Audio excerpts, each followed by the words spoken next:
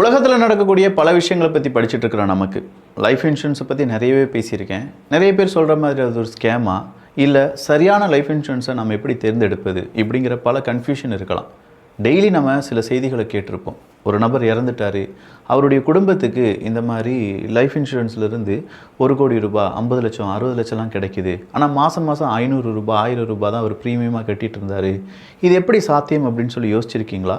அப்படி யோசிச்சிருந்தாலோ இல்லாட்டி life இன்சூரன்ஸில் term insurance அப்படிங்கிறது எடுக்கணும்னு உங்களுக்கு ஆசை இருந்தாலோ இதை பற்றியான கம்ப்ளீட் டீட்டெயில்ஸை இந்த ஒரு வீடியோவில் பார்க்க போகிறோம். அன்பு தமிழ் நெஞ்சங்களுக்கு தமிழ் பொக்கிஷத்தின் வணக்கங்கள்.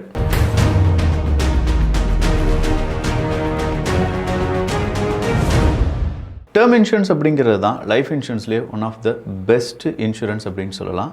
ப்ரீமியம் ரொம்பவே கம்மியாக இருக்கும், ஆனால் கவரேஜ் அப்படிங்கிறது ரொம்ப அதிகமாக இருக்கும். குறிப்பாக இந்த டேர்ம் இன்சூரன்ஸ் அப்படிங்கிறது எதுக்கு? வாழ்க்கைக்கு பிறகு நம்மளை நம்பி இருக்கக்கூடிய குடும்பம் எந்த விதத்துலையும் பாதிப்படைஞ்சிடக்கூடாது. நமக்கு பிறகு அவங்களுக்கான ஃபினான்ஷியல் தேவைகள், ஒரு ஜாபாக இருக்கலாம், இல்லாட்டி மேரேஜாக இருக்கலாம், அப்ராட் போகிறதாக இருக்கலாம், இது எதுவுமே தடைப்படக்கூடாது அப்படிங்கிறதுக்காக குடும்பத்தில் யார் ரொம்ப முக்கியமான நபரோ அவங்க பேரில் எடுக்கக்கூடிய ஒரு முக்கியமான இன்சூரன்ஸ் தான் இந்த டேர்ம் இன்சூரன்ஸ். பட் இதில் ரொம்பவே முக்கியமான ஒரு விஷயம், இது எப்படி கண்டுபிடிக்கிறது? என் குடும்பத்துக்கு எனக்கு தேவையான என்னுடைய வருமானத்துக்கு தகுந்த மாதிரியான ஒரு டேர்ம் இன்சூரன்ஸை நான் எப்படி கண்டுபிடிப்பது அப்படிங்கிறது தான். நம்ம என்ன செய்வோம், நிறைய ஏஜெண்ட்டை வர வச்சு வீட்டுக்குள்ளே வர வச்சு, எப்பா சொல்லுங்கள் உங்களுடைய இன்சூரன்ஸை பற்றிலாம் சொல்லுங்கள் அப்படின்னு சொல்லி நிறைய கேட்டு அதை நோட்ஸ் எடுத்து நிறைய வேலைகள் இருக்குல்ல. இதெல்லாம் இல்லாமல் நேரடியாக நான் கீழே ஒரு லிங்க் கொடுத்துருக்கேன், அப்படிலாம் ஸ்க்ரீனில் தெரியக்கூடிய QR கோடை ஸ்கேன் பண்ணி அந்த லிங்க்குக்கு போய் உங்களுக்கான பேசிக் இன்ஃபர்மேஷனை கொடுத்தீங்கன்னா எந்தெந்த டாப் மோஸ்ட் நிறுவனங்கள் டேர்ம் இன்சூரன்ஸை ப்ரொவைட் பண்ணுறாங்களோ அவங்களுடைய பிளான் என்னவோ அதெல்லாமே லிஸ்ட்டு பண்ணும்.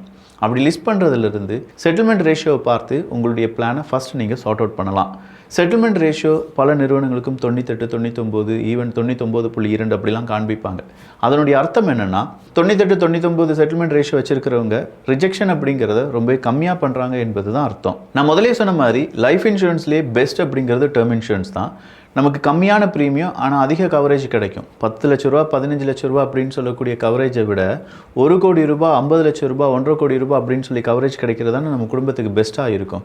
அதுவும் மாதம் 400 ரூபாய், 500 ரூபாய் ப்ரீமியத்தில் இதெல்லாம் கிடைக்கும் அப்படின்னு சொன்னால், அது மட்டும் இல்லாமல் இப்போ நீங்கள் எடுக்கிறதா இருந்தால் அதில் 15% வரை டிஸ்கவுண்ட் கிடைக்கிறதுக்கான வாய்ப்புகளும் இருக்குது.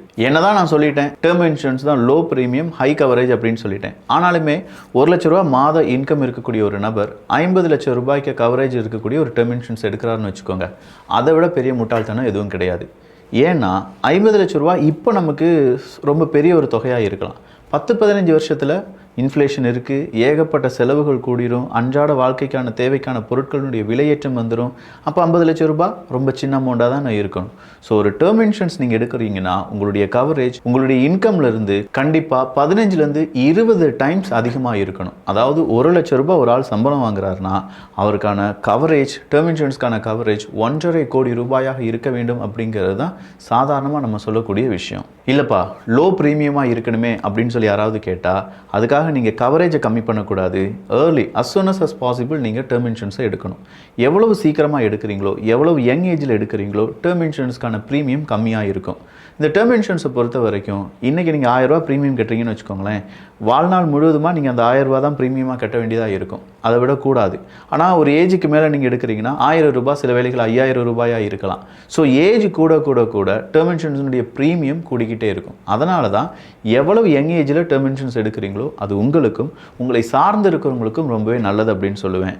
அடுத்ததாக ஆட்-ஆன்ஸ் தான். இந்த ஆட்-ஆன்ஸை பற்றி நம்ம தெரிஞ்சிருக்கணும். டேர்ம் இன்சூரன்ஸ் அப்படின்னு சொன்னோன்னா என்ன, நம்ம இறப்புக்கு பிறகு அப்படின்னு நினச்சிட்டு இருப்போம். உண்மையிலே அது மட்டும் கிடையாது, சில ஆட்-ஆன்ஸ் அப்படிங்கிறது இருக்குது. அப்படி இல்லைனா ரைடர்ஸ் அப்படின்னு சொல்லுவாங்க. Critical illness rider. இல்னஸ் அப்படின்னு சொல்லும்போது எப்போ நமக்கு நோய் வரும், அதுவும் குறிப்பாக கிரிட்டிக்கல் இல்னஸ் அப்படின்னு சொல்லும்போது ஒரு 59 கிரிட்டிக்கல் இல்னஸ் அப்படிங்கிறது இருக்குது. இதில் ஏதாவது நமக்கு வந்துருச்சுன்னா நாம் என்ன செய்ய முடியும் அப்படின்னு கேட்டால் அதுக்கான ரைடரை ஆட் பண்ணிக்கலாம். அந்த ரைடரை நம்ம ஆட் பண்ணும்போது இந்த 59 மேஜர் இல்னஸில் ஏதாவது ஒன்று இருந்தால் கூட அதில் ஒரு 50 லட்ச ரூபாய் இந்த கிரிட்டிக்கல் இல்னஸ் ரைடரை ஆட் பண்ணியிருக்கீங்கன்னா உடனடியாக உங்களுக்கு அந்த 50 லட்ச ரூபாய் கிடைச்சிடும். ஒருவேளை அதன் பிறகு இறப்பு நடந்தது என்றால் இறப்புக்கு நீங்கள் 1 கோடி ரூபாய் போட்டிருந்தீங்கன்னா அந்த 1 கோடியும் கிடைக்கும். ஸோ டோட்டலாக நம்முடைய குடும்பத்துக்கு 1.5 கோடி ரூபாய் கிடைக்க வாய்ப்புகள் இருக்குது. அடுத்ததாக ஆக்சிடென்டல் டெத் பெனிஃபிட் அப்படிங்கிறது தான். ஆக்சிடென்டல் டெத் பெனிஃபிட்னா என்ன? ஒருவேளை நம்முடைய மரணம் ஒரு ஆக்சிடென்ட் வழியாக நடந்துச்சு அப்படின்னா அதுக்கான ஒரு ரைடர் நீங்கள் ஆட் பண்ணிங்கன்னா 50 லட்ச ரூபாய் 1 கோடியோ போட்டிருக்கீங்க. இன்சூரன்ஸ் கவரேஜ் ஒரு 2 கோடி கிடைக்குதுன்னா இந்த 1 கோடி ப்ளஸ் 2 கோடி அப்படிங்கிற மாதிரி கிடைக்கும். ஸோ இது இன்னொரு ரைடர். அடுத்ததாக இருக்கக்கூடிய ரைடர் டெர்மினல் இல்னஸ் ரைடர் அப்படிங்கிறது தான். அதாவது குணப்படுத்த முடியாத ஒரு நோய், கேன்சர் மாதிரியானோ இல்லாட்டி ஏதோ ஒரு ஸ்டேஜில் நமக்கு இது குணப்படுத்தவே முடியாதுன்னு டாக்டர் சொல்லிட்டாங்கன்னா அதுக்கான ரைடரை நீங்கள் ஆட் பண்ணிங்கன்னா வாழக்கூடிய கொஞ்சம் நாட்கள் இருப்பீங்கல்ல, அப்போவே உங்களுக்கு அந்த அமௌண்ட்டை கொடுத்துருவாங்க. அந்த அமௌண்ட்டை கொடுத்தது பிறகு அதன் பிறகு உங்களுடைய இறப்புக்கு பிறகு மறுபடியும் அந்த கவரேஜ் அமௌண்ட்டும் கிடைக்கும். Next one accidental disability rider தான். ஏதாவது ஒரு விபத்து காரணமாக நம்மளால் நடக்க முடியலை, எந்திரிக்க முடியல, இந்த நேரத்தில் நம்மளால் வேலைக்கு போக முடியாது. அப்போ இதை நம்ம ரைடராக சேர்த்துக்கலாம். இதுக்கான அமௌண்ட் அப்படிங்கிறது நீங்கள் என்ன தொகைக்கான ரைடர் எடுத்திருக்கீங்களோ அது உங்களுக்கு கிடைக்கும். அது மட்டும் இல்லாமல் ப்ரீமியம் அதன் பிறகு நீங்கள் கட்ட வேண்டியதாக இருக்குமானா அது இல்லை. ஸோ இந்த ரைடர் நீங்கள் ஆட் பண்ணிங்கன்னா ஒருவேளை இப்படி ஒன்று நடந்து உங்களால் வேலைக்கு போக முடியாத நிலைமை வந்துச்சுன்னா அந்த பணமும் கிடைக்கும். அதன் பிறகு நீங்கள் ப்ரீமியமும் கட்ட வேண்டாம். உங்களுடைய இறப்புக்கு பிறகு நீங்கள் கட்டின அந்த கவரேஜ் அமௌண்ட்டு நம்ம குடும்பத்துக்கு கிடைச்சிரும். அடுத்ததாக சைல்டு கேர் பெனிஃபிட் அப்படின்னு சொல்லி ஒரு ரைடர் இருக்குது. ஒரு குழந்தை தான் இருக்குது, 7-8 வயசு தான் இருக்குது அப்படின்னா நீங்கள் உங்களுடைய மரணத்துக்கு பிறகு அந்த குடும்பத்துக்கு ஒரு 2 கோடி வரை கிடைக்கும். நீங்கள் எவ்வளோ கவரேஜ் போட்டிருக்கீங்களோ அது கிடைக்கும். அது இல்லாமல் உங்கள் குழந்தை 21 வயசு வர்ற வரைக்கும் மாதம் எக்ஸ்ட்ரா அமௌண்ட்டும் கிடைச்சிட்டு இருக்கும். Next one surgical care add-on அப்படிங்கிறது தான். சர்ஜரி ஏதாவது செய்ய வேண்டியிருந்துச்சுன்னா அதுக்கு ஆட்-ஆன். அடுத்ததாக ஸ்பவுஸ் கவரேஜ் அப்படி இல்லைனா பெட்டர் ஹாஃப் பெனிஃபிட் அப்படிங்கிறது தான். நீங்கள் உங்கள் ப்ரீமியத்தை கட்டிகிட்டே இருக்கீங்க, உங்கள் மனைவியை பெட்டர் ஹாஃப் பெனிஃபிட்டில் ஆட் பண்ணியிருக்கீங்கன்னா உங்களுடைய இறப்புக்கு பிறகு உங்களுடைய மனைவிக்கு அந்த கவரேஜ் கிடைக்கும். ஆனால் உங்கள் மனைவிக்கும் இந்த டேர்ம் இன்சூரன்ஸ் அப்படிங்கிறது அப்ளை ஆகும். சர்டன் அமௌண்ட் உங்கள் மனைவி இறந்த பிறகு உங்களுடைய அடுத்த கட்ட குடும்பத்தில் யார் இருக்காங்களோ அவங்களுக்கு போகும். இதை தான் பெட்டர் ஹாஃப் பெனிஃபிட் ரைடர் அப்படின்னு சொல்லுவாங்க. சரி, இந்த ரைடர்லாம் நான் பிறகு எடுத்துக்கலாமா? 1 இயர் பிறகு 2 வருஷம்? அது வேண்டாம், அப்படி செய்யக்கூடாது. ஏன்னா ஒவ்வொரு ரைடர் எடுக்கும்போதும் அதுக்கு பர்டிகுலர் ஒரு வெயிட்டிங் பீரியட் இருக்கும். 2 வருஷம், 3 வருஷம், 1 இயர் அப்படின்லாம் இருக்கும். 3 வருஷத்துக்கு பிறகு நான் டேர்ம் இன்சூரன்ஸ் எடுத்து 3 வருஷத்துக்கு பிறகு அடுத்த ஒரு ரைடர் எடுக்கிறேன்னா அது புதிய ஒரு இன்சூரன்ஸாக தான் கவர் பண்ணுவாங்களே தவிர இது கூட இருக்கக்கூடிய ரைடராக அது ஆக்ட் ஆகாது. அதனால் எப்போ நீங்கள் டேர்ம் இன்சூரன்ஸ் எடுக்கிறீங்களோ அப்போவே அதுக்கான ரைடர்ஸ் எல்லாம் சேர்த்து எடுத்துக்கிறது தான் ரொம்பவே நல்லது.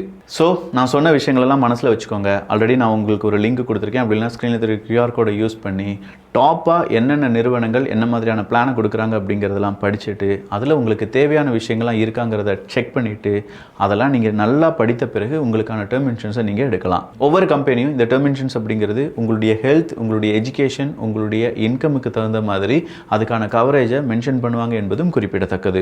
NRI நீங்கள் இதை பார்க்குறீங்கன்னா வேறு நாடுகள் எடுக்கிறத விட இந்தியாவில் நீங்கள் இந்த டேர்ம் இன்சூரன்ஸ் எடுக்கிறீங்கன்னா அப் டு 30 to 50% வரை உங்களுக்கு ப்ரீமியம் கம்மியாக இருக்கிறதுக்கான வாய்ப்புகள் இருக்குது. ஸோ மேலும் விவரங்களுக்கு கீழே இருக்கக்கூடிய லிங்க் இல்லைனா ஸ்க்ரீனில் தெரியக்கூடிய QR கோடை யூஸ் பண்ணிக்கோங்க. 15% வரை டிஸ்கவுண்ட் கிடைக்க வாய்ப்புகளும் இருக்குது. வேணுங்கிறவங்க இதை பயன்படுத்திக்கோங்க. ஒருவேளை உங்கள் நண்பர்களுக்கு இது தேவைன்னா அவங்களுக்கு இதை நீங்கள் ஷேர் பண்ணலாம்.